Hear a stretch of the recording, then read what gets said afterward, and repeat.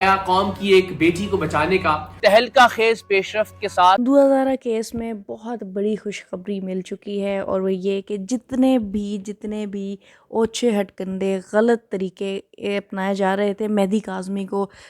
Degrade کرنے کے لیے، مہدی کاظمی کو جھوٹا پروف کرنے کے لیے، اور ایون آپ کو میں یہ بھی بتاتے چلوں کہ ابھی 2 دن پہلے دعا زہرا کے نام سے ایک پیٹیشن جو تھی وہ پھر فائل کی گئی تھی، جس میں یہ کہا جا رہا تھا کہ مجھے میرے ماں باپ سے خطرہ ہے، میں کراچی نہیں جانا چاہتی، اور اس میں یہ بھی ذکر کیا گیا کہ وہ ظہیر سے علیحدگی اختیار کر چکی ہے۔ اچھا، وہ جو پوری پکچر اس کی ریسیو ہوئی اسکینڈ پکچر اس ڈاکیومنٹ کی، اس میں لکھا گیا ہے کہ بھئی دعا زہرا نے شروع میں ظہیر کے ساتھ تعلقات بڑے اچھے رہے، لیکن شادی کے بعد یہ تعلقات بڑے خراب ہو گئے، تو اب انہوں نے علیحدگی اختیار کر لی ہے، اور اب وہ وہاں پہ بھی نہیں جانا چاہتی، کراچی بھی، وہ لاہور کے دارالامان میں ہی رہنا چاہتی ہیں، کیونکہ کراچی میں اسے اس کے ماں باپ سے اس کی جان کا خطرہ ہے۔ اچھا جی، ایک روز قبل ایک اور اس کیس میں بڑی ایک پروسیڈنگ ہوئی، جس میں ہمیں دیکھنے کو ملا کہ کورٹ میں ایک اپلیکیشن درج کروائی گئی ہے دعا زہرا کے نام سے، جو کہہ رہی ہے کہ میرا میڈیکل دوبارہ پنجاب میں کیا جائے، لیکن ان ساری رپورٹس کو، ان ساری چیزوں کو مسترد کر دیا گیا ہے، اور اب کی خبر یہ ہے کہ دعا زہرا کو سندھ پولیس لے کر روانہ ہو گئی ہے پنجاب سے، لاہور سے، اور وہ کراچی جائے گی، کراچی چائلڈ پروٹیکشن بیورو میں رکے گی، اور ابھی وہاں پہ فی الحال اسے ملنے کی اجازت نہیں دی جائے گی۔ لاہور میں بھی اسے کسی کو بھی ملنے کی اجازت نہیں تھی، محض ایک وہ یوٹیوبر جو ہے وہ مل سکتی تھی اس کو آ جا کے، اور اس کے علاوہ کوئی بھی اس کو زیادہ کوئی مل نہیں سکتا تھا۔ میں مزید آپ کو ایک دو چیزیں یہاں پہ بتاتے چلوں دعا زہرا کیس کے بارے میں، کہ یہ جو کیس اتنا زیادہ کمپلیکیٹڈ کر دیا گیا تھا،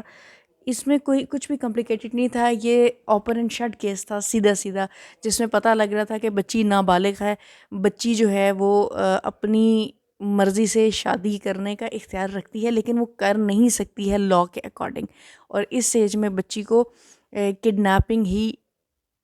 کہی گئی۔ اچھا، اس کے علاوہ میں آپ کو یہ چیز بھی بتا دوں کہ جب دعا زہرا کا یہ جو بھی ذکر کرتا ہے کہ یہ کڈنیپنگ کے زمرے میں آئے گا، تو یہ بہت سے کچھ یہ یوٹیوبرز ہیں، کچھ اور لوگ ہیں، یہ اٹھ کے بڑی اس طرح کی باتیں کرنے لگ جاتے ہیں کہ وہ اپنی مرضی سے آئی ہے، اور یہ وہ ابھی تو بلکہ پچھلے دنوں وہ یوٹیوبر صاحبہ جو تھیں وہ رونے لگی تھی اپنی ویڈیو میں، جیسے ہی انہیں پتہ لگا کہ ظہیر اب گرفتار ہونے والا ہے، وہ رونے لگی تھی۔ مجھے سمجھ نہیں آئی کہ کیوں، مجھے سمجھ نہیں آئی کہ ان کا کون سا ایموشنل پین جاگ رہا ہے۔ خیر، وہ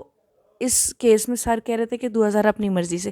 اب میں یہاں پہ ایک ایگزامپل صرف آپ کو سیٹ کر کے دوں کہ اگر ایک بچہ، اس کو ایک بالغ انسان اس کو باتوں میں بہلاتا پھسلاتا ہے، اسے کوئی کھانے پینے کی چیزیں پرووائڈ کرتا ہے اور اسے اپنے ساتھ لے جاتا ہے، مجھے یہ بتائیں کیا یہ کڈنیپنگ کے زمرے میں آئے گا یا نہیں آئے گا؟ اسی طرح جب تک وہ بچی بالغ نہیں ہے، جب تک وہ بچی اس عمر میں نہیں ہے کہ وہ اپنا فیصلہ لے سکے، تو یہ اس کو بھی بہلانے پھسلانے اور لے کے جانے کے زمرے میں آ جاتا ہے۔ اس کے علاوہ جو C D R locations trace ہوئیں، یہ شروع سے جھوٹ پہ جھوٹ تھے، جو C D R location trace ہوئیں اس میں بھی دیکھا جا سکتا ہے کہ ظہیر کراچی میں تھا جس دن دعا زہرا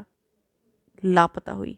جس دن دعا زہرا اغوا ہوئی، اور اس کے ساتھ اس کا بھائی شبیر بھی کراچی میں موجود تھا، اور اس کے بعد یہ بہت سے روٹس لیتے ہوئے